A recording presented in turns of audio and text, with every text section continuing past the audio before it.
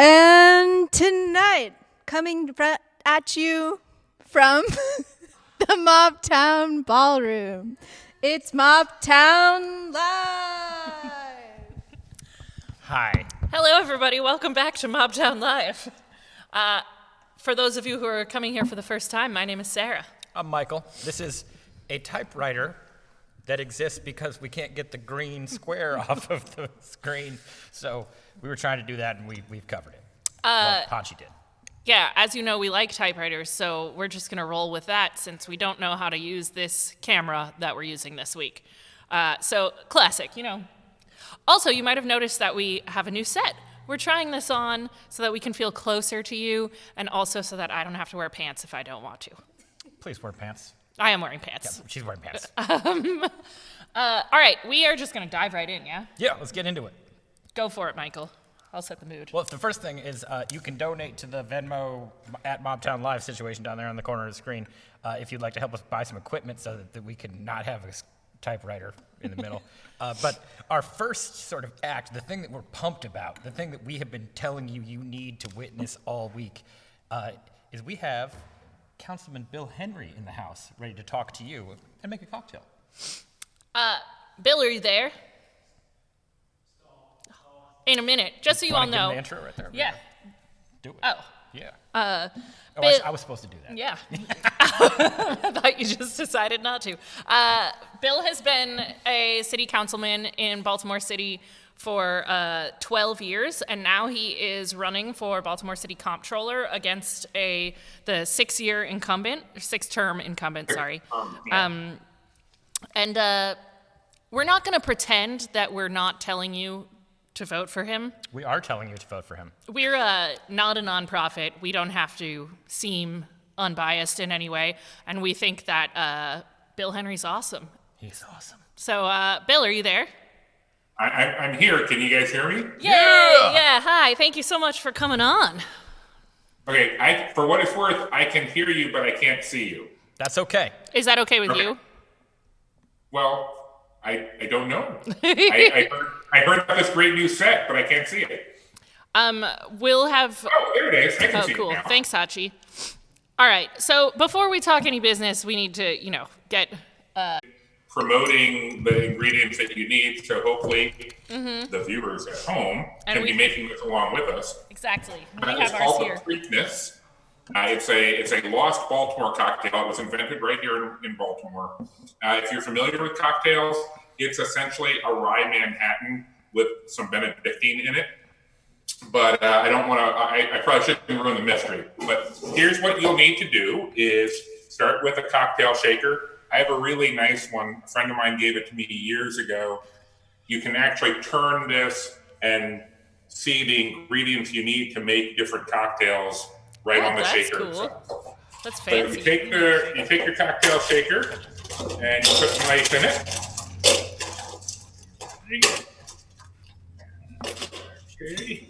We forgot our then- shaker, so we're gonna be stirring. Won't be perfect, but Okay, but stir, don't shake. That's important.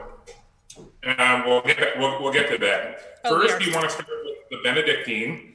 There are people out there who believe that this is made by Benedictine monks.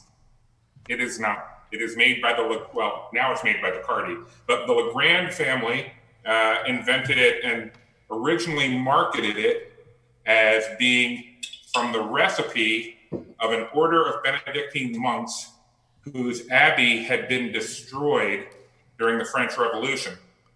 There is no proof that that's true, but the Benedictine order does bless the business because they are a minority shareholder. So you want to start with half a measure of the Benedictine. Then you want to take some sweet vermouth. I'm using Martini and Rossi's Rosso. I'll make 2 of these. A little bit of bar trivia for bar trivia fans. Martini and Rossi and Benedictine were both started in the exact same year, 1863. Different countries in Europe, but same year. You're going to use a full measure. There you go, of the red vermouth. Then next, you're going to want to add your rye. You can use whatever brand you like. I picked up this little, not very well-known brand of rye. Oh, look, you got my cocktail making music. Nice. That's Gritty Shaker by David Holmes. Just so that the audience out there knows, we said, would Bill Henry like to make a cocktail with us? And he set up this whole, he picked the cocktail, set up the home bar, picked a song, all of it. So, yeah.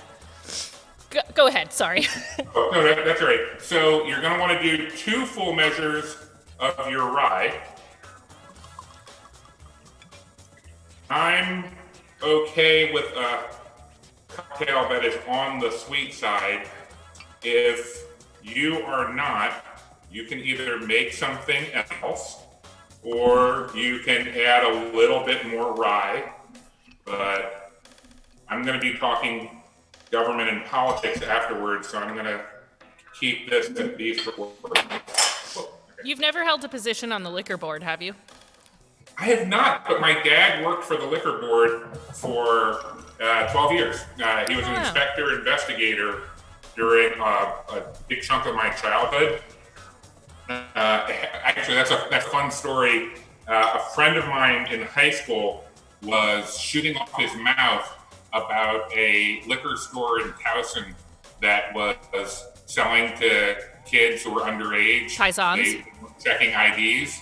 And he's talking about this in the back seat of my car as my dad is giving us a ride home from school. And I kept trying to give him little cutoffs. Well, Paisans delivered for a long time. Colleges. They're closed, right? I'm not putting them on blast. Anyway. So the next thing you want to add, and this is a little bit of a divergence from the traditional recipe. The traditional recipe just calls for adding regular bitters, the Angostura bitters.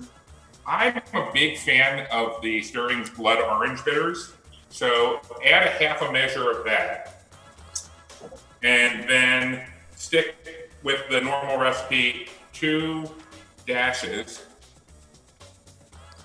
That's a nice Angostura bottle that you got there. I feel like it has a story. I'm going to bring this closer. This is Angostura bitters. If the bottle looks old, it's because it is. This bottle of Angostura bitters was actually left to me by a housemate in college that he had used during college. That was 30 years ago. This bottle is not yet empty. I'm not sure if it's magic or if it's just you really don't need to use a lot of bitters when you're making drink. So now you've got everything in it that you need. And then what you want to do is you don't want to shake it, because if you shake it, what that does is it chips the ice, you get little bits of ice melting in it, and it dilutes your drink.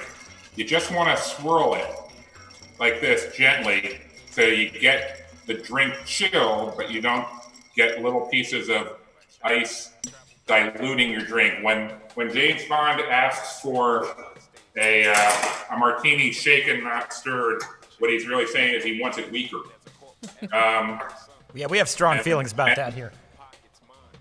What? Oh, we have strong feelings about that. We are in complete agreement. And then you strain into a cocktail glass that's been chilling for a little while. This is the best cocktail workshop that we've had on this so far, I think. We should hire you to come on every week. So now, a traditional Manhattan, as most people know, would have a maraschino cherry in it, and the Preakness usually has a little curl of lemon. I personally am not a big fan of fruit in drinks, unless it's fruit that you're going to actually eat. And I'm not going to eat a lemon rind, so I'm not going to bother to peel it to put it into the drink. And I personally don't like maraschino cherries, so usually when I order a drink out, I order it without, or if I'm drinking with people and somebody likes them, I'll let them have the maraschino. But since in this age of social distancing, drinking alone is more common. Cheers. Cheers, thanks. That's so awesome. All right, are we ready to get into it now? Sure. All right. So, Goddamn delicious. Councilman Thank Bill, you. that is good. I'll have 12 of those tonight. Councilman Bill Henry, you are currently councilman, but are running to be the city comptroller. What is a comptroller and why is it important? Let the people know. Okay, so the comptroller is supposed to be the financial watchdog. That's the person in city government who's supposed to be keeping an eye on the mayor, making sure that the mayor is doing good deals for the whole city, not just for the mayor. Maybe we should take a moment and let that part sink in. We can trust our mayor, Inconceivable. though, right? given what Baltimore has struggled with in the past. But they're also supposed to keep an eye on city agencies.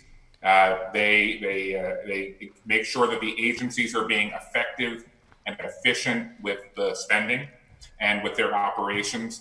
But the most important job that the comptroller has is because they have access to so much financial information about how the city is spending its money, their responsibility is to share that information with us, the public. Because at the end of the day, it's our job to hold the mayor and the agencies accountable for what they're doing and for what they're not doing. Mm-hmm. And we can't do that part of our job. We can't make informed decisions if we're not given that information.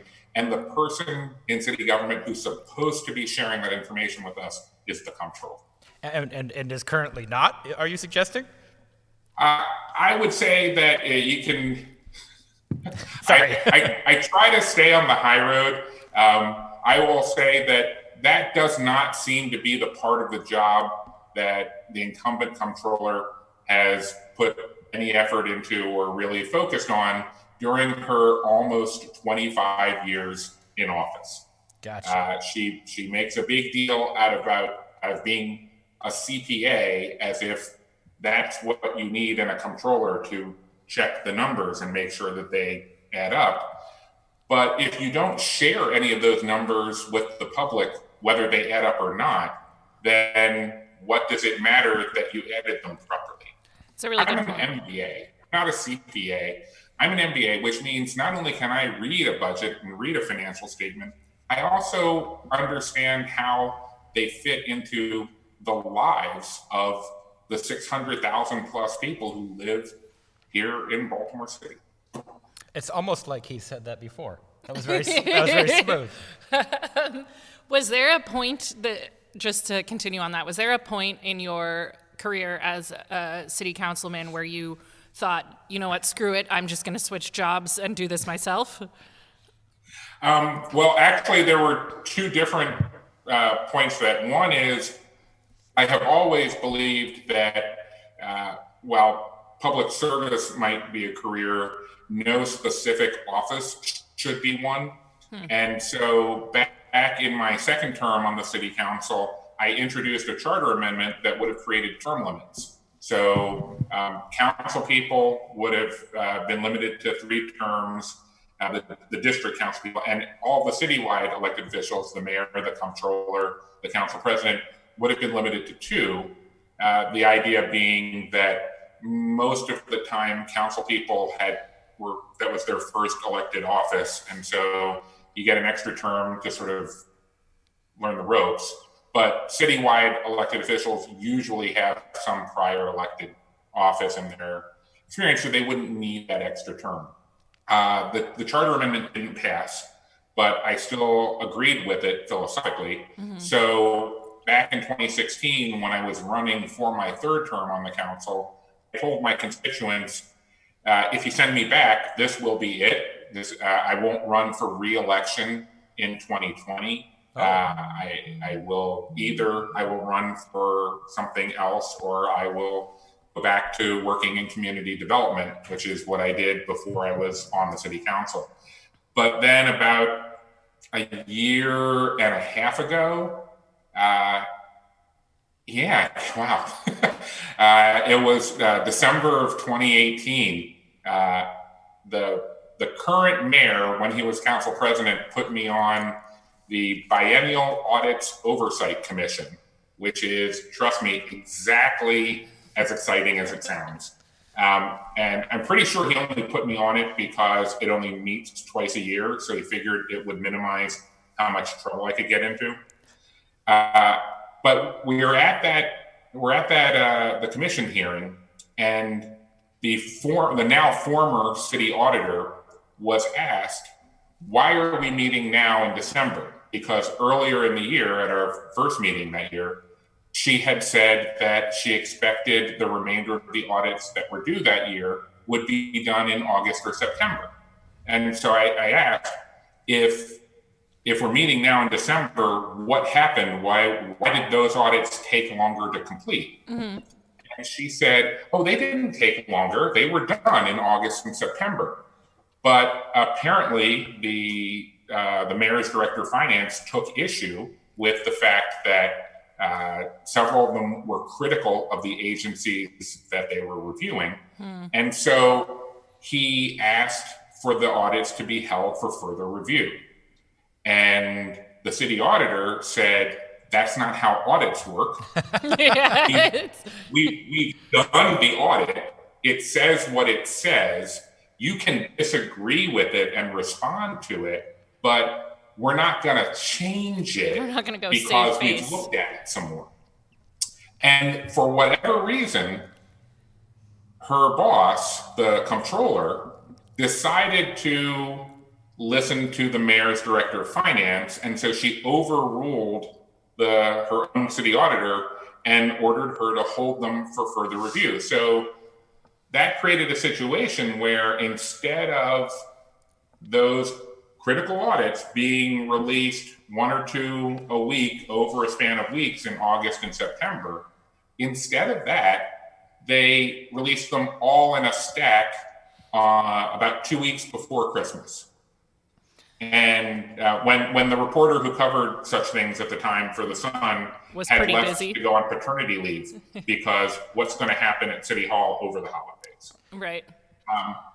Now, this was like 3-4 months before the whole Healthy Holly scandal blew up. So it wasn't yet out there that the comptroller and Mayor Pugh, former Mayor Pugh, were business partners. But everybody in City Hall knew that. And so when we're having this conversation at the Biennial Audits Oversight Commission hearing, I'm thinking, if I was the independently elected financial watchdog who is charged with keeping an eye on someone who is my business partner, and for whatever reason, I have never bothered to get around to divesting myself from that partnership, even though it's kind of a conflict. Two Chic Boutique is right down the street. Being business partners, I would at least bend over backwards to avoid the appearance of impropriety or collusion or deference or anything like that.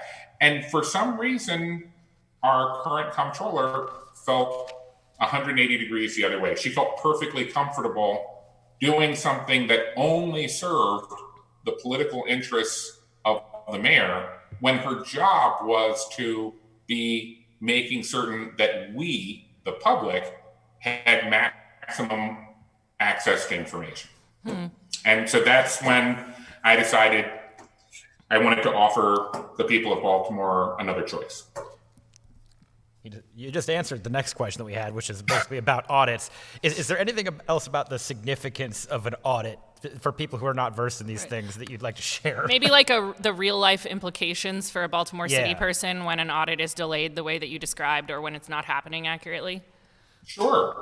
In fact, since the campaign has begun, we were given possibly a better example of this. You have to remember that the reason we have these biennial audits, which is it's a charter requirement now that 16 key agencies, especially including the largest ones, the ones that spend the most money, 16 key agencies are required to be audited a minimum of every other year. So the Department of Audits has to do at least 8 audits a year. Now, keep in mind that these requirements were just put in place in the last term. So there were 4.5 terms, 18 years, where Joan Pratt was the Comptroller and had the power to audit agencies whenever she wanted. But there wasn't yet a charter requirement of which ones needed to be done when. And she just chose to not use that power. And she didn't audit agencies. And that was part of why the charter requirement was put in. It was to make certain that these agencies were regularly checked. The first time we did a biennial audit of the Department of Public Works, they found out that there had been $5.6 million sitting in an account for 10 years untouched. That's five, and to put $5.6 million in perspective for city government, during most of the time that that money was sitting there unused, that was equal to the entire budget of rec and parks for recreation centers in neighborhoods. So any given year, we would have been able to double the amount of money we were spending on recreation. And of course, there's a dozen things you could come up with for what you could have spent $5.6 million on. So, but it wasn't there. I mean, it was there, but we weren't using it. And even when they found it in 2017, they took the section of the audit that talked about it out of the audit before they released it to the public. my God, that's shady. And it wasn't until 2 years later when they did the next one, and a new city auditor who didn't realize that that had been done previously put a reference into the audit this time that this had been noted in the previous audit. And that's what put us on the track to find it. And there's no other reason to not share that information with people other than you're trying to make life easier for the mayor. And that's not the job of the comptroller. That's a really good explanation. Mike, quickly, do you have a hard 7:30 cutoff? No, I have a hard time that I'm supposed to be home by. Okay. I don't want to get you or us in trouble, but is it okay if we go for a couple more minutes? Yeah, we're good. Yeah. Okay, so it sounds like what you're saying, so this is my very basic understanding for the people. So it sounds like all of us are here in society, we give some money to the government, and then there's this pot of money, and it's broken down to different agencies, and various agencies, and then maybe there's some like agencies that give grants, and there's some other things. So there's like Parks and Rec, there's like, I don't know, building streets or whatever. There's like things like nonprofits that fill in after school programs or like intimate partner violence or whatever. Unless the audits are when we think some of this money might be misused, whether it's because of incompetence or like malice, they review those things, and ideally it's supposed to keep that money that is already ours funneling down into the public services that we're supposed to have, right? Yep. So when there's no audit, everyone can run wild just spending our money on themselves or on children's books or on a boutique that I definitely shopped at. Whoops. Or just being bad at it. Or just being bad at it, yeah. So I'll give you, I'm trying to think of where to start. We have a very strong mayor system of government in Baltimore. The mayor has much more power in terms of their control over city government than the president has over the federal government or possibly even the governor over state government. It's a very strong mayor system. One of the checks and balances that exists is even though the mayor can direct almost all spending unilaterally, the comptroller has to be shown where that money is going. And the comptroller, as a separate elected official, gets to share that with us. And that's the part of this that is missing, because when the comptroller makes certain that agencies are being audited, it's making certain that everything that was supposed to be happening actually happened, and making sure that nothing that wasn't supposed to happen did. And you can't, just as a system, you can't have a system where all the people that are checking on each other all work for the same person. That's why it's so important to have the comptroller be independent, because out of the almost 15,000 people who work for city government, all but about 180 work for the mayor. Gotcha. Like That's really helpful. Chain of command work for the mayor. There's about 80 people who work for the city council, and there's 100 people who work for the comptroller, including about 40 in the Department of Audits. And that independence is crucial to making sure we're getting good, open, transparent government. That was perfect. Thank you. To the stuff that Michael cares about, other than this, go for it. You want to? No? Oh, yeah, sure. So we should probably do some rapid fire or some slightly shorter stuff, because really I want to show you the memes that we made. Is there anything in particular that you accomplished while you've been on the city council that you're most proud of? Yeah, I'm proud of a couple things. One of the more recent ones was we passed an inspection and licensure law for rental properties. We had that for multifamily, for apartment buildings for years, but a huge percentage of the renters in Baltimore are renting individual houses or parts of individual houses. And there was nothing to keep property owners and landlords from just not maintaining those homes and renting them out cheaply and counting on people not being willing to risk losing their home or their apartment and reporting them to the city. So for the first time now, we require preemptive inspections on a regular basis to make certain that people are living in dignified housing. That's really I'm very awesome. proud of that. I work with a group called Local Progress. It's a national network of progressive municipal officials. And I got that idea from a council person from Seattle. I followed him home from a conference and talked to people in their government about how they'd set that up and how it worked, and came back here and worked on it for 5 years and finally got that passed. I'm very proud of that. Good job. I'm proud of the fact that after 12 years, well, I worked on it for almost 12 years, and Jim Kraft worked on it for another couple of years before that. We took 9 swings before we finally managed to ban plastic bags last year, and I'm very proud of that. That's so cool. I am one of those people who rents a whole house, so thanks. We've been keeping check on that. I mean, our landlords are awesome, but we've been keeping up to date on that, so I appreciate it. I have one question for you, and that is, I hear that you were an actor, or are an actor, and potentially also a Shakespearean actor. I don't know how that works out.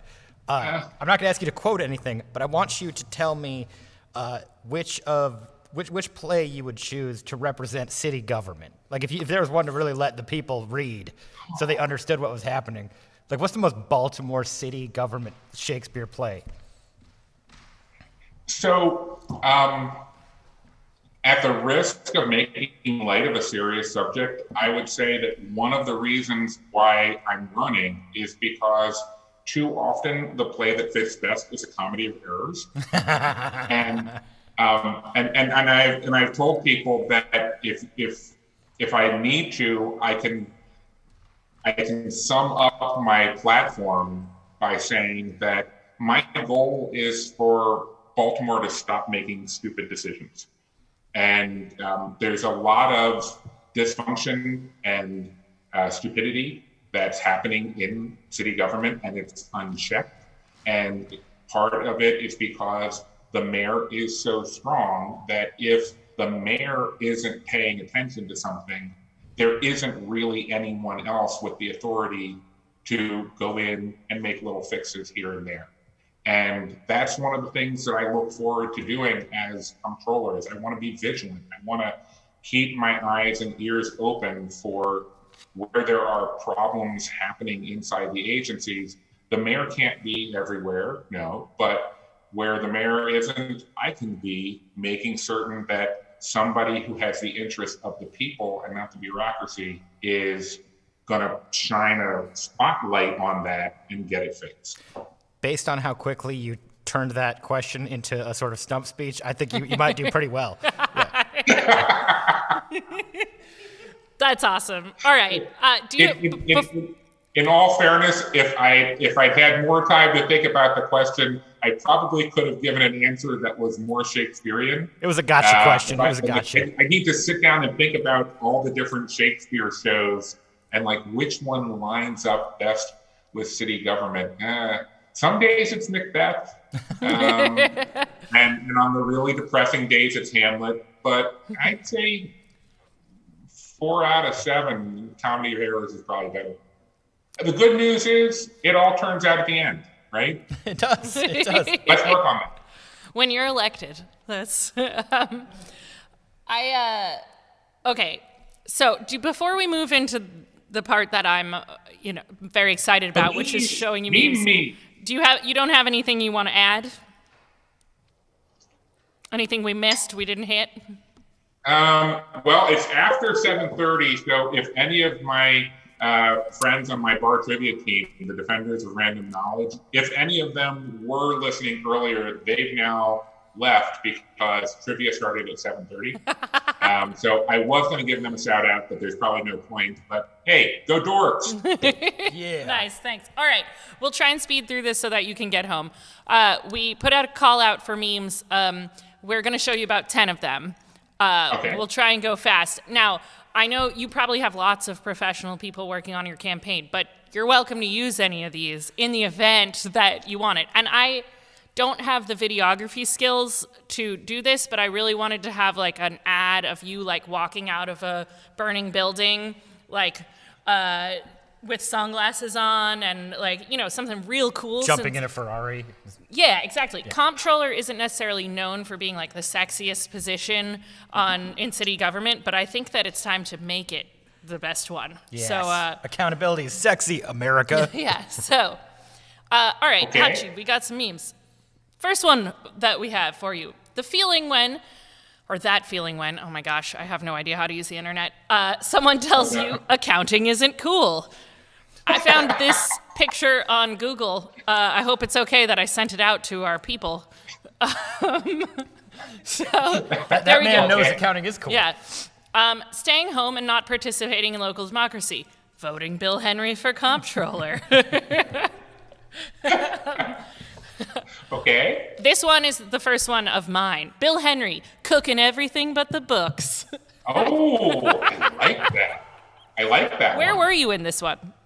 So I was up at Govin's Presbyterian. Carolyn Anwitz runs a program called Soul Kitchen on Sunday nights. Even during the pandemic, they're still feeding people every Sunday night up at the church. But before social distancing made it hard, she openly recruited a couple dozen volunteers to come help every week. And that is a picture of me making the largest single batch of cheese sauce for macaroni and cheese that I'd ever made in my life. And I've made a lot of macaroni and cheese, but that was the biggest single pot of it that I'd ever made. That's so great. All right. I think that this is a common image that is memed. Again, I'm not an internet person. This shit confuses us, so honestly. Not that, but going the other way, audits, accountability, and transparency, and that's you turning the city in that direction. That's not the Blues Brothers car, is it? I can't really tell if this I have no idea.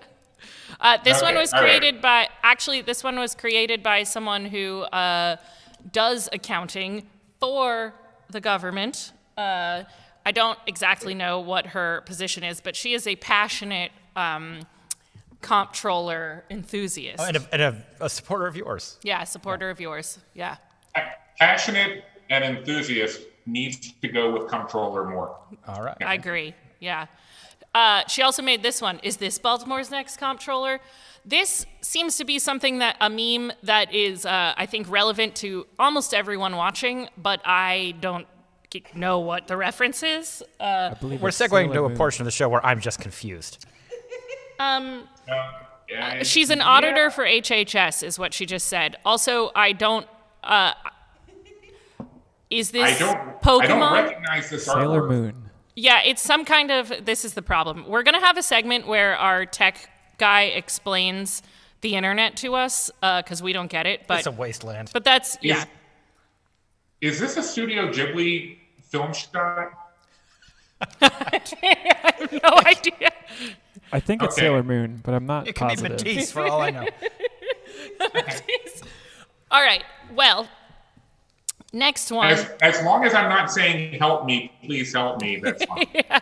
This is good. I One know does this. not simply not be transparent about taxpayer money. As a Lord of the Rings reference, I'm sure you know that. You seem like a little bit of a nerd.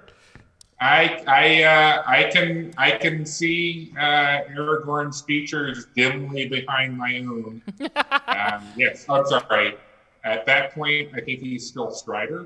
I believe that's Boromir. Actually, am I right, Hachi? Hachi doesn't care. Yeah. Cool. Is it? Oh, he's got it. Yeah, it's Boromir. He's the one that says you I don't can't know just if my walk mic into works. I might just be talking to Mordor. myself. This never happened. Wow, I can't believe you're doing this on camera, Wow, Michael. nice one. Okay. I hate myself. Okay. All right. Bill Henry, no. Baltimore voters, the status quo. So this one, Baltimore voters are eyeing you. They're checking you out. And the status quo is upset about it. That we're offended, the status quo. Yeah. Okay, I'm gonna say that one's possibly the most disturbing one. Well, don't worry. We still have time. I think you're pulling it off. I thought I was going to reserve my head on a butterfly one for the most disturbing one, but okay. But I'm down with the sentiment. Cool. Right? All right. So Check me out. up next, Comptroller Bay. I have no idea what that means.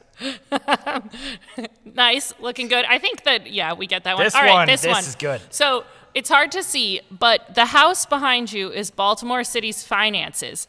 The cat is Baltimore City residents, and you are carrying the cat out of the burning building. This one I made, so pretty proud of it. See, now that's like Cory Booker back when he was superhero Mayor Cory Booker before he became Senator Cory Booker. So yeah, I like that. Yeah, no, that's great. I made an alternative one, which just says Bill Henry saves kittens. I figured that was also, for the people who don't want to read a whole meme, they can just see that. They can't prove you don't, can they? They don't know. So, do either of you read XKCD? Oh yeah, love XKCD. Wait, what? Hachi does. Whatever that was, the nerds do. Okay. So in today's, he has a whole list of statistics that he's compiled from different Huffington Post surveys, and 74% of people like kittens. So it's a successful political meme. Which sounds impressive. Until you read down and you find that 84% of all people surveyed approve of Tom Hanks. So literally, That's not this one. Hachi. Oh, Hachi. Sweet Hachi. So yes, kittens are popular, but Tom Hanks is more popular than kittens. but then 86% of the people like Betty White. So Betty White beats Tom Hanks. Were these all the same survey, or were they different people? I swear to God, I hope they do these at different times. All right, we have to wrap it up. We have a couple more. Let's go through them quickly, Hachi. Bad troller, good troller. That was me again. And then this is another one from Sam Forey. Bill Henry, these memes, hopefully, making you laugh. Oh, Sam, you wry lady. Thank you to everyone who put out those memes. And thank you, Bill. Thanks so much for being on and for all the work that you do. Yeah, you got my vote. Real pleasure. Totally. Yeah, Thank you. This was fun. I'm really excited at the prospect of having some real change that's based on someone diving into the real work instead of going for the glory positions. If we survive this apocalypse, come to the Mobtown Ballroom sometime. You'll be a celebrity. They're all watching. I'm looking forward to it. And please, when you get a chance afterwards, send me those memes. Okay, I will, for sure. Thanks so much. All right, go to BillHenry.com, everyone. Thank you so much, Bill. Woo! That was Bill Henry. I think you should vote for him. He seems funny and awesome. I think you should. Like I trust him with numbers. Yeah, I think you should go tell everyone you know, because personally, when Comptroller comes up on the ballot, it's kind of like a, huh? But you shouldn't vote for the person that you've heard of, because she's been Comptroller since I was 7. You should vote for Bill Henry, that awesome dude. All right, sorry. We're only 5 minutes behind. We're okay. No, I just didn't change the schedule. We're like 12 minutes behind. It's okay. Next up, we have a very awesome thing, I would say. It is a puppet show from Sam Grossman. Or should we do the puppet show from Sam Grossman. Sam is a teaching artist with young audiences and the Village Learning Place. You saw his work on the Mobtown Telethon, and it was so great. He performs regularly at the Black Cherry Puppet Theater, which is right up the street from the Ballroom. And he's the artistic director of the Motherlode, which is a puppet sketch show. It's really awesome. Abby, who is running this behind you, is part of that, and it's really cool. He wants to encourage people to make art out of recyclables, because if it's already trash, it doesn't need to be any better than trash. Your art can be trash, and you can own that. It's okay.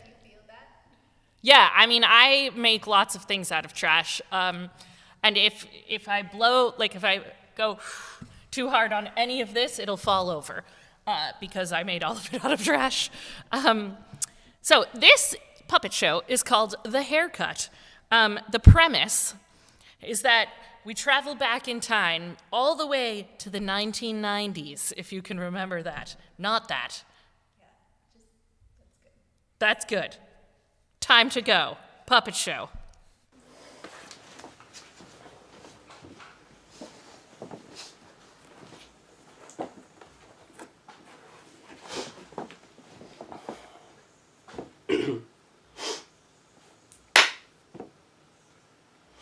Hi everybody.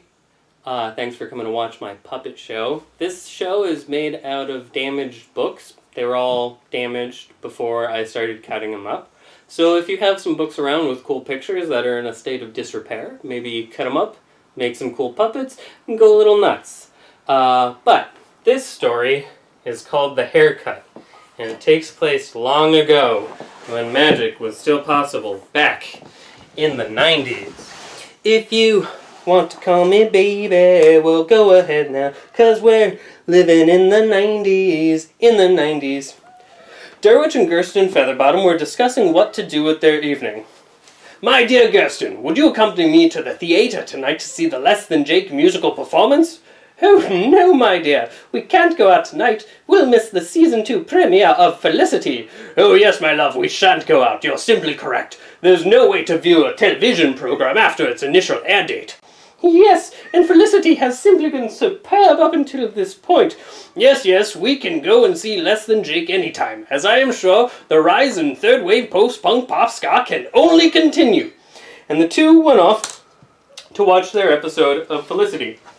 It's at this point that I'd like to take a moment to talk about that episode of Felicity. It was, in fact, that episode of Felicity, the one on October 3rd, 1999, when, for unknown reasons, Felicity cut her hair, and it totally tanked the show. I don't know why. I wasn't watching. I was a child, and there were other things going on at the time. But it's just got me thinking, right now, as we're all socially distancing and attempting to cut our own hair, can we not have some sympathy for a fictional character who was simply trying to express herself? I mean, this went okay. It's shorter and accomplishes being shorter. But there's a situation in the back that I'd rather not talk about. So anyway, maybe put Felicity on your list or something. I don't know, there are other 90s gems like Gargoyles or Twin Peaks or Voyager. Yeah, there's lots of good stuff. Anyway, Kirsten and Derwich watched their show and argued afterwards. "I don't know why she would do such a thing," Derwich said. "Her hair! It always made sense before. It was reliable." "Oh, my dear, I think you're really a bit out of control." "I'll tell you what's out of control," Derwich said. And the two continued arguing and decided the only people who could settle this argument was Mama and Papa. Well, Mama, Papa, and the Chamberlain all said no. Aunt Veruca and her daughter Bellany each said no. And the Snidely brothers snide snidely, as if to say no. Even Yappy the Yappy dog said yap yap, as if to convey no. Now Derwich, having no one else to turn to, went out to the barn to speak to his best friend Geoffrey the horse. "Geoffrey," he said, "has the whole family gone mad?" "Nay," replied Geoffrey the horse. "They'll come to their senses eventually." "Nay," Geoffrey replied. "Felicity will surely grow out her hair in the third season." And at this point, Geoffrey the horse got as close to the proscenium as possible and said, "It's not about the hair, Derwich." And then the entire family went to their lawyers to write up papers and divorce Derwich. What a blow. He walked all the way back to his 90s apartment, sad and sullen. And when he got there, he said, "Oh, what is the point of this? It's just as frustrating as the 5th season of Babylon 5. Oh, no. And stomped around. And so, Derwich meditated and attempted to expand the capacity of his brain, all of the wrinkles and curls of his brain growing and expanding until he had wild, crazy David Lynch-style visions where Benjamin Franklin spoke to him backwards and, oh my goodness, his face came all the way off. Oh, did you see that happen? And then, oh, deeper and deeper he went into his own mind until Derwich, saw himself in the universe as a very small speck. And then Derwich achieved astral projection and saw himself high above the world, knocking things over as he did so, floating in the calm blueness of space. And he saw the earth below him, and all of the problems, and all of the hairstyles were so small. Derwich stayed there for a long time, and when he was finally ready, he came back to Earth, returning to what was now a very smartly furnished contemporary apartment in the middle of the 2020 lockdown. Now, although much time had passed, Derwich seemed comfortable with modern technology. So, he called up Geoffrey the horse in a video conversation and he said, "Geoffrey, it is so good to see you. I have not spoken to you since that day long, long ago." And Geoffrey the horse said, "Hey man, what's up? How are you?" And Derwich said, "How can I explain all of the things that have happened? I mean, I'm good. I'm thinking about starting a sourdough. And Jeffrey was like, that's cool, man. And then Derwich said, I see now. I see that it was never about the hairstyle, and I pushed away everyone that I knew and loved. And Jeffrey the horse said, I don't know what you're talking about, buddy. And Derwich said, that night in 1999, that episode of Felicity. And Jeffrey the horse said, all right, buddy, it's good catching up. I'm gonna go play D&D with my friends Toffee Applechew and One Horsewell Miranda. Good talking to you. And the two went their separate ways. An end. And so, the moral of the story, if a moral can be said to be in this story, is to reach out to friends and try to connect with your loved ones, but you don't have to make it deep. Thanks. Bye.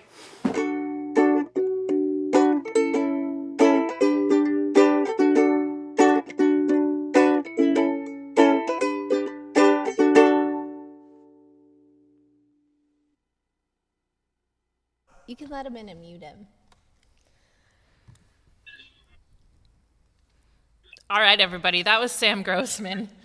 With the haircut. Thank you so much, Sam. That was hilarious and went in directions that I really didn't know were possible. I didn't know that puppets could astrally project.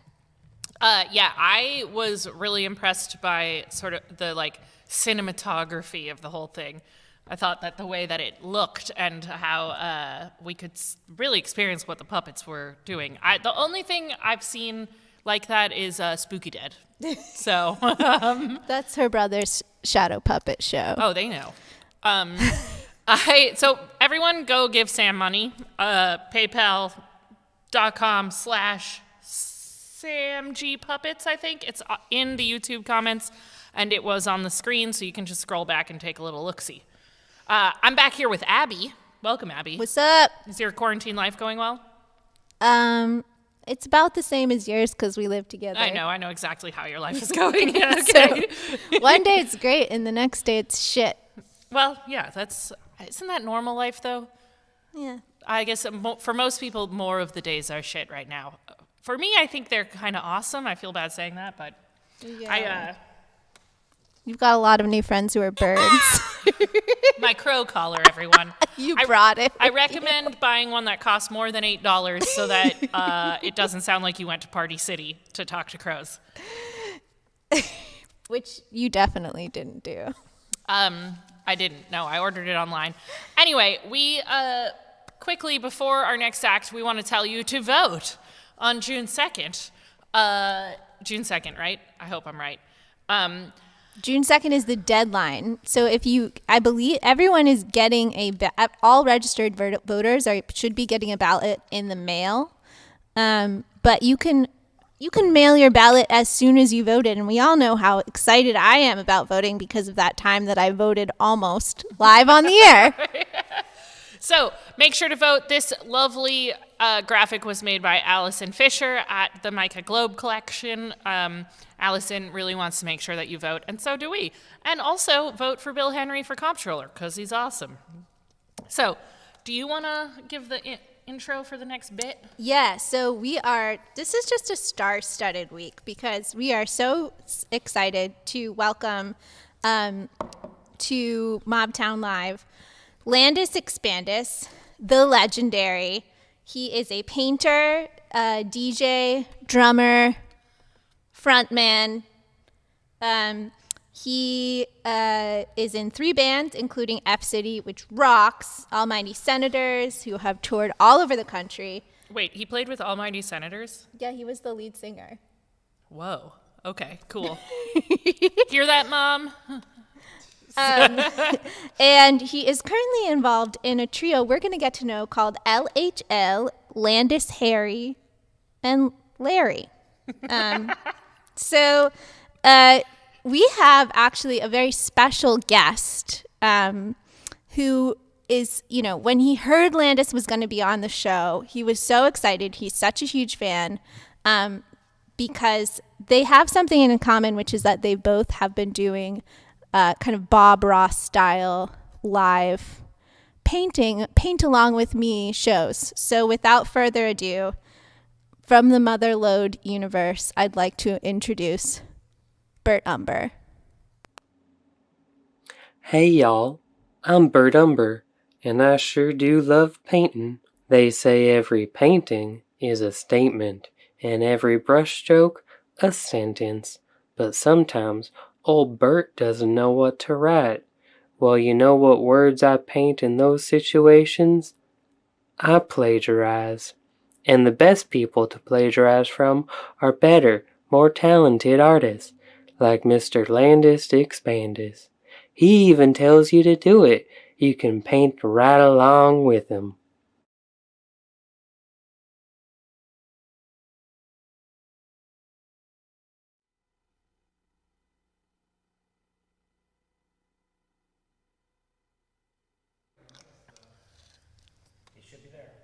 Hello, Landis.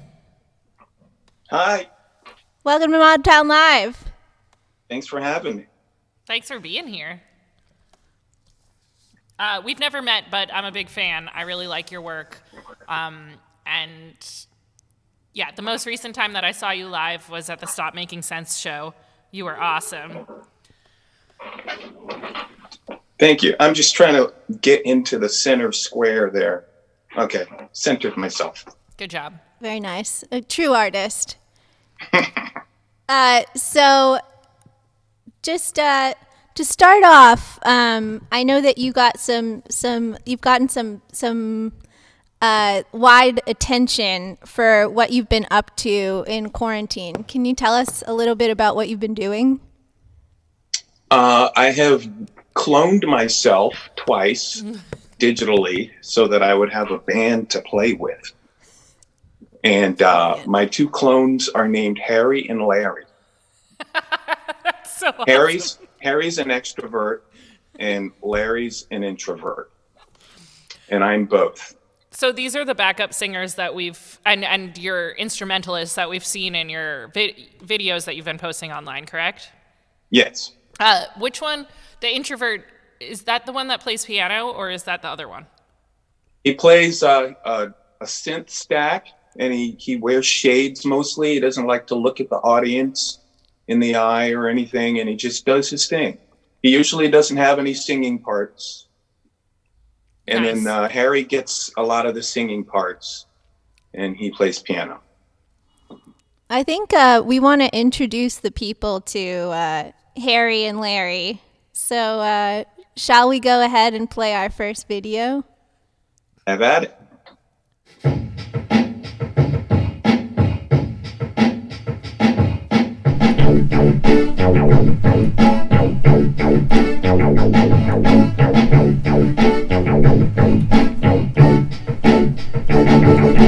I see people in the park laughing and playing. No one's walking after dark. Everybody's staying, obeying. I need some break, so I gotta leave my place. There's a man right behind me and he's touching on his face. I got my mask and my gloves on just in case. Tried to move, but he's taking up my place.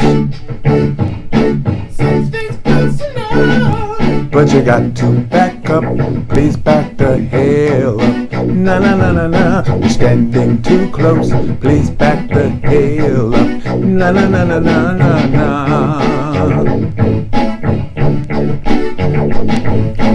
I see people in line, standing at the Sam's Club. 3 men walk up from behind, like they're at a dance club. They roll right up cause they want to ask a question. Keep 6 feet and that's not a suggestion. They want to go with me to a jam session to make some beats. At least that's the impression. But you got to back up, please back the hell up. Na na na na na, you're standing too close, back the hell up. Na na na na na, you're standing too close, please back the hell up. Na na na na na, you're standing too close, please back the hell up. Na na na na na la la. Okay.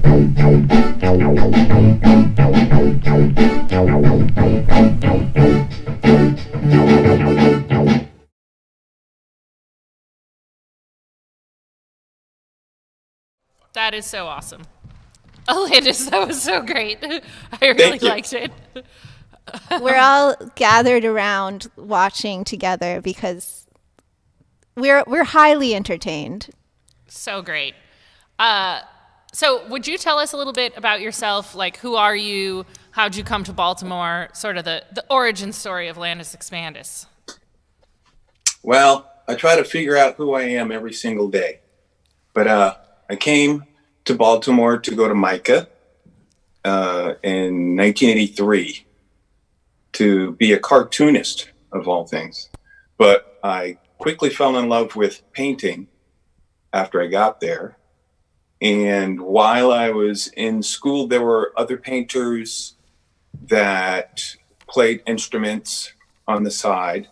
And we would gather in our bedrooms and have parties and live music. The first band that I formed with my roommates, we would make cassettes of songs that we would just play, make tracks of, and then we'd send them to the radio station, which was WCVT, I think were the call letters at the time. And Skiz was the DJ there, and he would play anything that was given to him. So we would make music, he played on the air, and that was like an immediate, connection, a gratification for the arts. So I was a painter, and I'm also looking at music as being a form of expression. I spoke to you earlier, Abby, and told you that was the band that became Almighty Senators, but it was actually the second band that I formed in MICA, became Almighty Senators.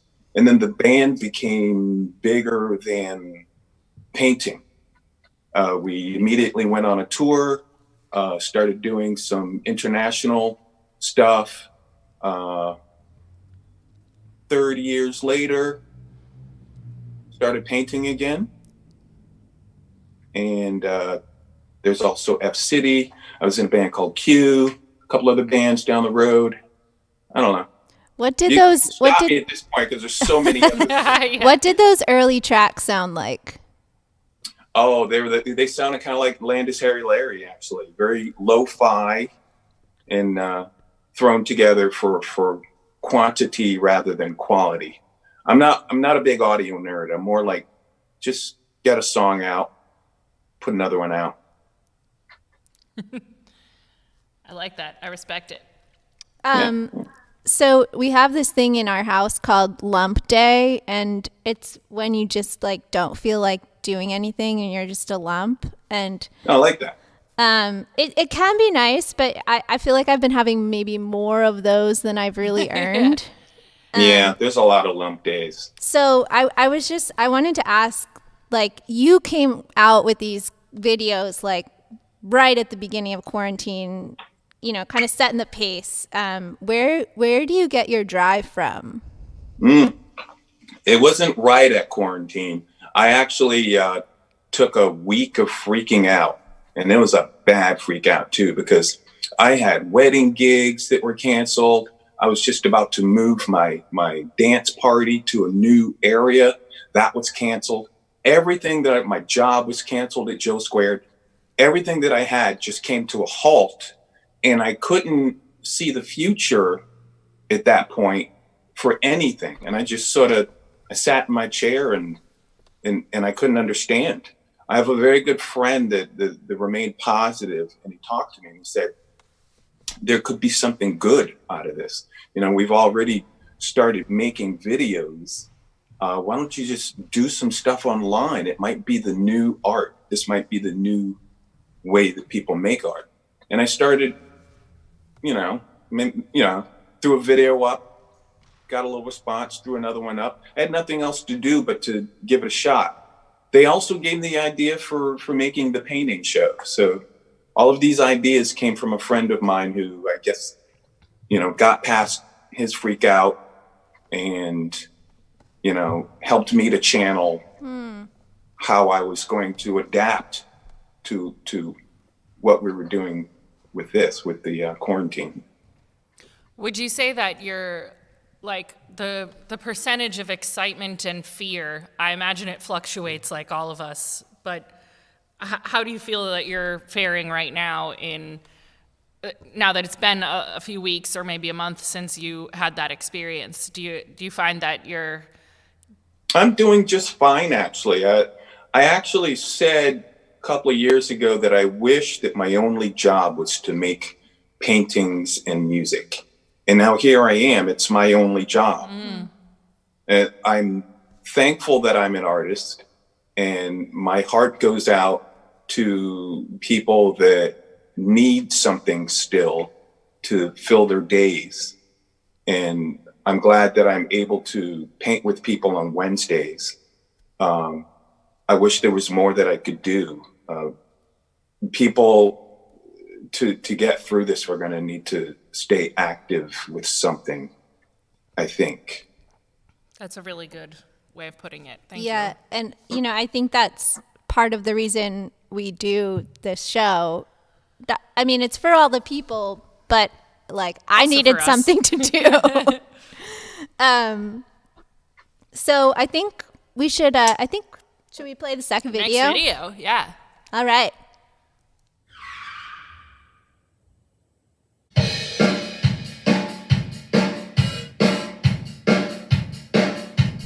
Cats in the way, cats in the way. When I'm online, when I'm on the phone, you're wondering why I'm always home. Cats in the way, cats in the way. I'm walking around the house. What can I say?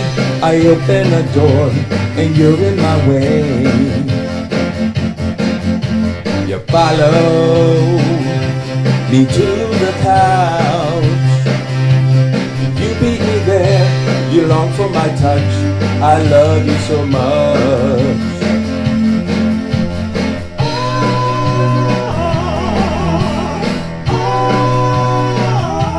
You're what I deserve. You are my last nerve. You're such a good friend. Cats in the way, cats in the way. When I'm online, when I'm on the phone, you're wondering why I'm always home. Cats in the way, cats in the way. Everything's fine when I'm all alone. You're wondering why I'm always home. Cats in the way, cats in the way, cats in the way.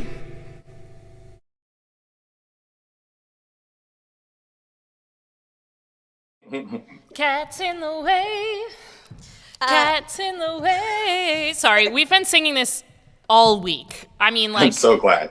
Abby intentionally, so I live on the second floor of our house with a bunch of people, and Abby lives on the third. And every time she walks from the bottom floor to the top floor or back, she sings that song to get it back in our head, and the whole house is singing Cats in the Way. It's so great. Do you have cats? Oh, yeah. Yeah, we have 2 cats. We do, and they're always in the way. Cats in the way. They're freaking out because we're always home now. I know. My cat's he's acting like an asshole. He's getting really So am I. spoiled. Yeah. So I guess I have a question for you, and I'm trying to figure out how to formulate this. So my family, there's a number of musicians in my family as well. And I think that my generation, I'm 32, our little group, my brother and sister are a couple years younger than me, we've gone our own way in life, much like our generation, and I think our parents are, simultaneously proud and confused. And my brother makes a bunch of videos, and some of them are like on a more serious side, and some of them are on a funnier side, much like Cats in the Way. And I'm curious sort of what you define as success. So when you're going about writing a song or making a video, what makes it important to you, and what do you count as like a win? Like, I fulfilled what I was looking for.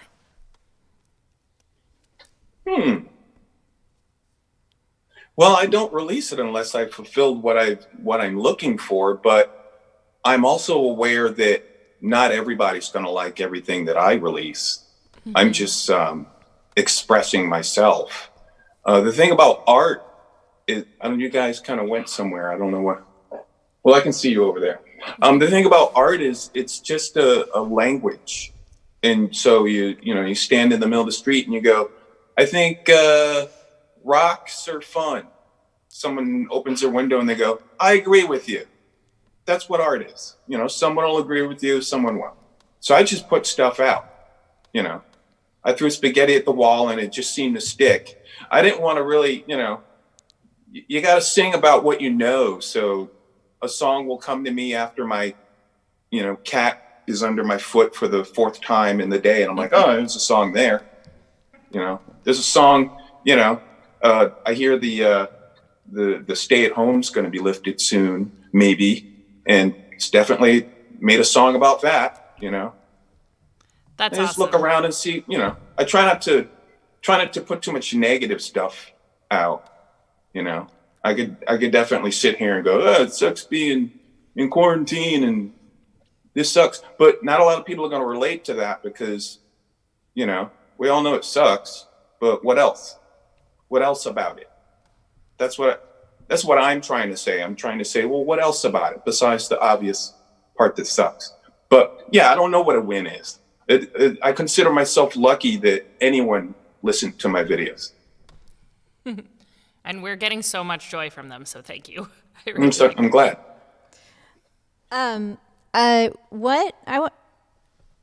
Let's see. Yeah.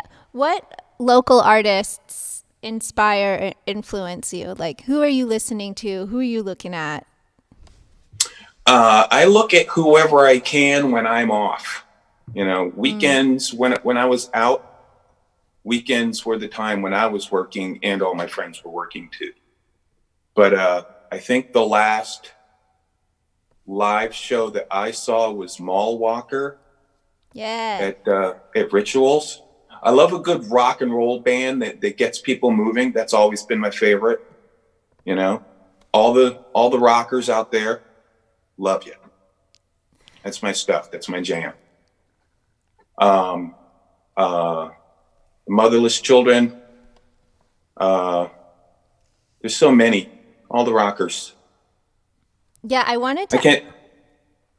Go ahead. Oh, I wanted to ask you about coming up in the city, like any really memorable shows that you've been to or played.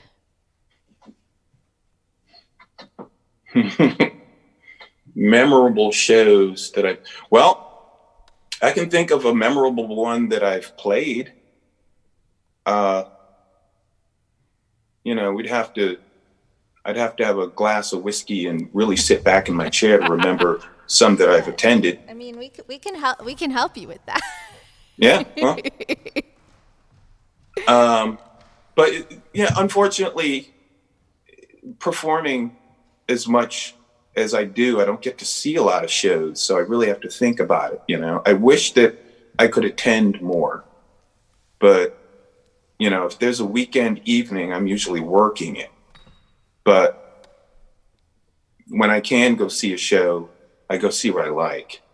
But one that I played that I can remember, what makes it so memorable is because people still come to me and they say, when I was in my teens, I went to this particular show.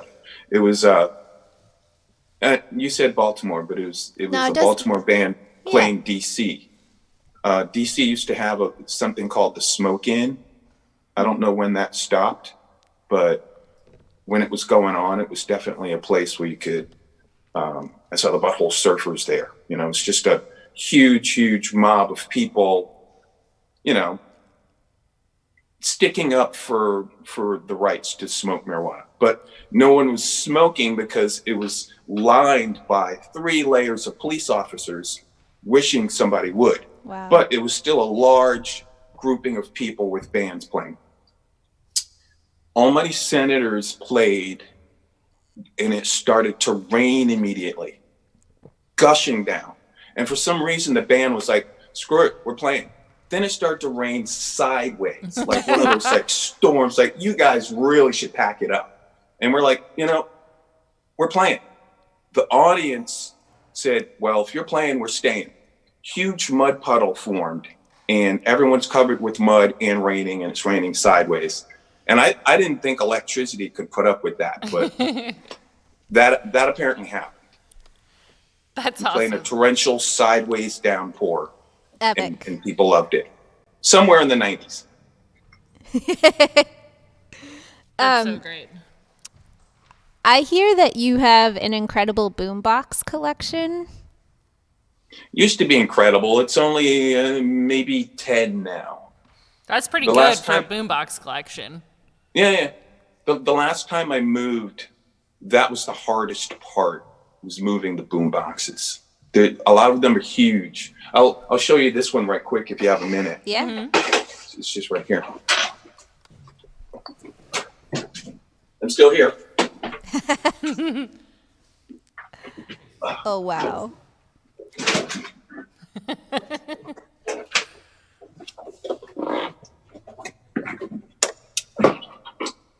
Oh, that's so Yeah. It's huge, right? cool. That's awesome. So cool. Can you imagine holding this to like On listen your, to music in public? like on your shoulder. Yeah.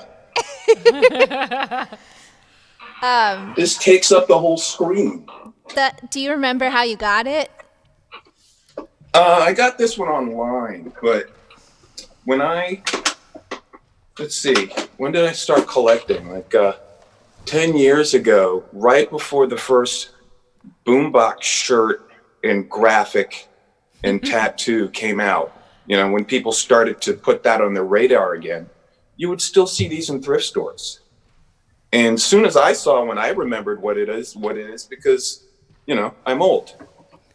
But people didn't understand the value of it until 3 years later. So they were still priced at $5. Wow. But you could sell this in this condition for $500 on eBay right now because it's rare and fully working. What is it about boomboxes for you? There's a nostalgia thing. I was alive during the time that hip hop was forming itself. And I would remember that there were people that would bring this to the park that was near my house and play this music that you couldn't hear on the radio. Imagine that for a minute. There's a music out and you can't get it on YouTube. You can't get it anywhere except for in that park right over there, and someone's playing it. And that's the only way you can get it. That's real underground, right? So that's what it stands for. Every time I see one, I go, whoa. Remember true underground? Like you had to do something to find it rather than have it just, be there. Which is great. I'm not complaining. I love being able to have things at my fingertips. Well, we should probably move on, but I'm just curious if you see any place in the world right now in society that sort of serves that purpose, the like organic, I'm going to go outside and connect with people and look for this thing and find it, and I'm not going to find it on the internet. Well, live shows come to mind. I'm noticing less people caring about those if you compare it to a time when there were less things going on, if that makes sense. In Baltimore, when there were only a few ways to entertain yourself, and going to see a live band was one of them, clubs used to be packed. And that was a way, I still continue to make my money as an entertainer, but it's a lot easier back then because you weren't up against Netflix and other entertainment things. Shoot, what was the question again? Just about where, I think you answered it, where in the world live right now. bands. Live bands are turning into an underground thing now. It's turning into that, hey, how do I hear this band? Especially a Baltimore band. Baltimore bands are so awesome. We really are. And people that know that have gone to see it. Not a lot of people have albums out, because we have to hold down jobs, So it's, we don't have our YouTube hits going like national artists do. But you see us on stage at Rituals or Autobar, you're seeing some real talent. A lot of people know that, but it's an underground thing. Thank you. Should we go to the next video? Yeah, I think the next video involves a dance. Do you want to? I was wondering if you want to demonstrate it or just let the video show it. I think I'm going to release a karaoke version of this video because I really think we all need to sing along to the lyrics. All right. In the next couple weeks to this video especially. Can't wait. I'm excited. Our ancestors, they knew how, when there was danger in town. Close the curtains and stay put for now, and bring the family around, and hunker down. Hunker down. I'm a hunker down. That's right. I won't be a guinea pig for your economy. That's just not how it's going down.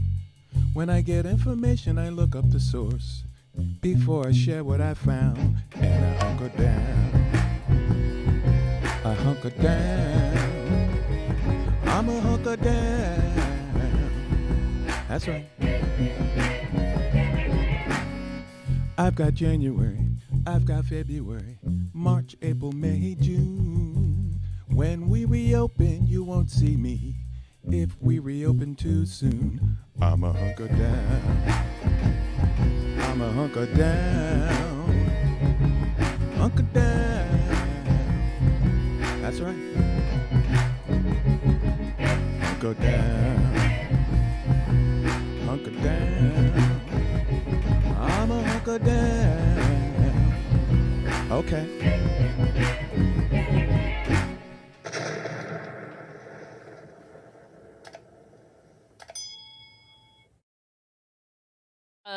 Who was here before said, this is the best PSA I've ever seen. This is the dance, by the way. This is how you do the hunker down. It's nice. My mom introduced me to hand dancing, not like the Baltimore kind, but just doing stuff with your hands on Zoom. We actually had a family talent show, and we all hand danced together. It was pretty fun. That sounds like the most Abby Becker family thing I've ever heard. Landis, where can people find your music and watch your painting show and everything? You can find my music on YouTube, the Landis Expandis channel on YouTube. Larry and Harry want to throw their name up in there at some point, but right now it's called the Landis Expandis channel on YouTube. And my painting shows every Wednesday, streaming from my page on Facebook at 3:00. Awesome. Yeah, I mean, band politics are real, I know it gets real up in here with the clones. I think one last question: where does your name come from? My name came from my uncle, who was also named Landis. And I think there's a Landis, North Carolina. Huh. What about Expandis? I like things that rhyme. If it rhymes, it must be true. That's my motto. You heard it from Landis Expandis. If it rhymes, it must be true. Paint along with him on Wednesday afternoons. Check out his music. I mean, F City is my particular love. But thanks. Shoot that man money. Some money right now. because Send him he money. is making art That's the one thing that he can do right now. And what a service to us all. Landis, thank you so much for joining. Thank you. You have a lovely evening. We really appreciate you being on the show. You too. Cats That in was the Landis way. Expandis, everyone. Cats in the way. All right. We can't stop. All right. Yeah, I've been singing it for 7 or 8 Only days gets better straight. with time. Yeah. Oh, we got to do. So we switched our schedule around, but fear not. We're gonna talk about some of the best things you said last week. Top comments. Top comments quickly before we leave. All right, this one was from Janice. This is the only thing I've gotten up to all day. I'm right there with you, Janice. Change it to week. Terrace House, the best reality TV show where nothing ever happens. I have no idea what Terrace House is. It's like Japanese Real World. Oh, Kira thinks that Dr. Nichols' degrees make him even hotter than he already is. Yeah, it's a pun. You get it. His degrees. God damn it. Of course. God damn it. I get it, Abby. That probably made for better television since, yeah, classic. Okay, I'm going to get a text from my mom in 30 seconds. Another one. All right. This is a smart man with good hair. That's the kind of content I like. Me too. Yeah, me too. Perfect. We'll try and stick with that. Oh, this is real quick. We're gonna power through the margaritas y'all made last week. Mezcal, and Ice by Jason. So Michael last week described Cats in the Way, I believe, right? As a song video. And Kaylin was wondering what a song video is. And, I was wondering that too. But it's basically a music video, I guess. But for a song. Alexander's margarita was ginger beer and rum.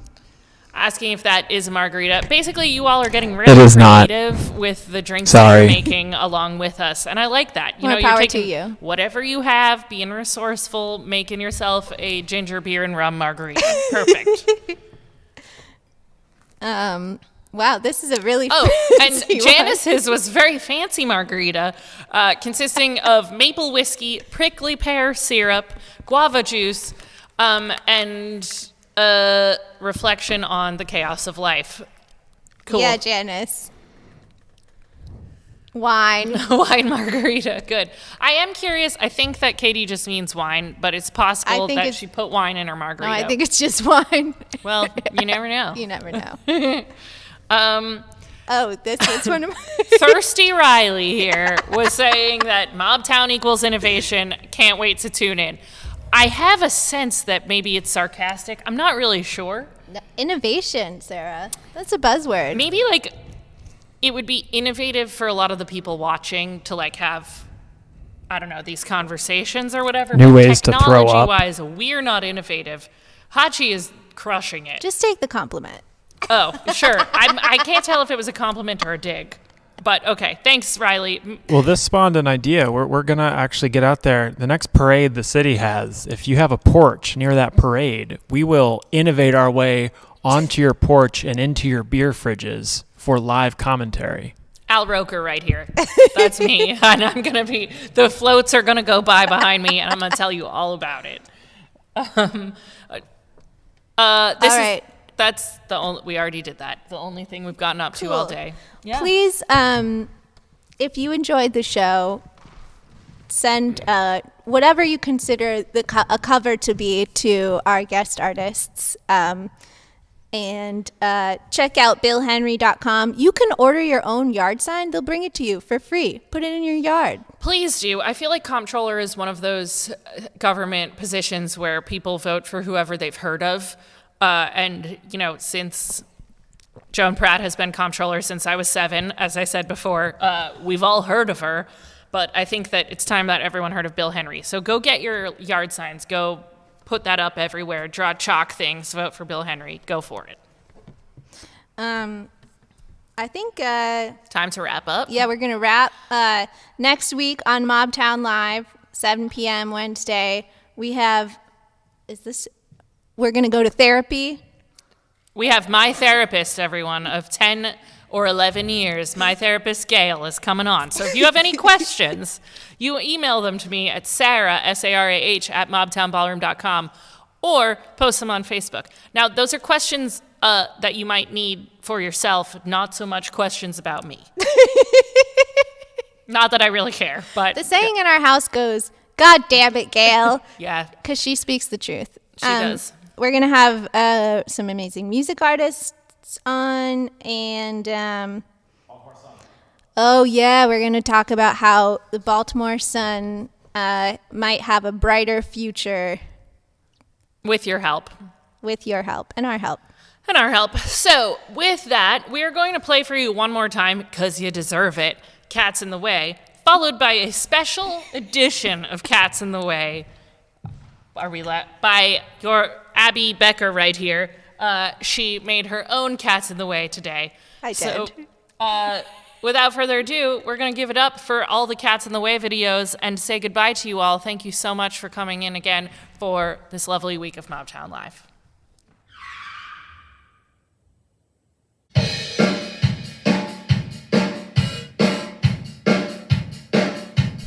Cats in the way. Cats in the way. When I'm online, when I'm on the phone, you're wondering why I'm always home. Cats in the way. Cats in the way. I'm walking around the house. What can I say? I open a door and you're in my way. You follow me to the couch. You beat me there, you long for my touch. I love you so much.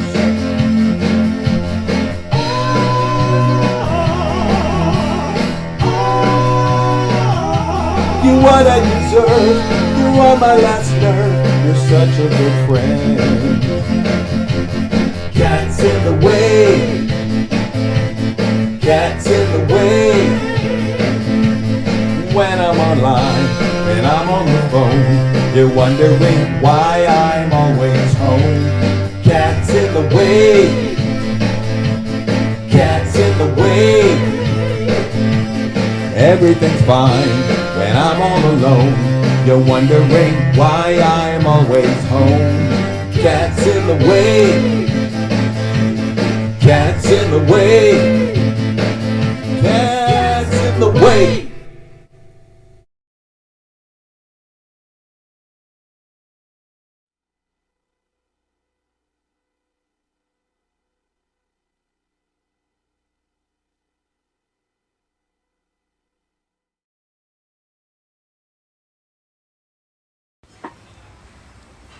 Cats in the way. Cats in the way. Cats in the way. Cats in the way.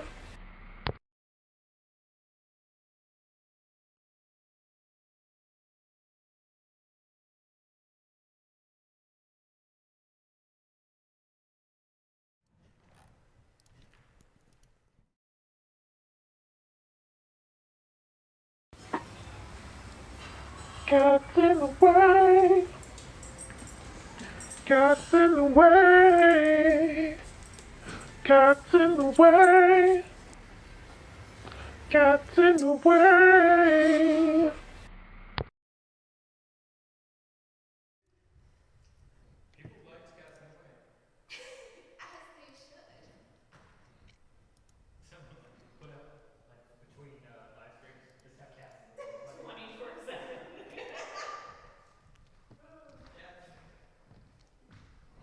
Good night.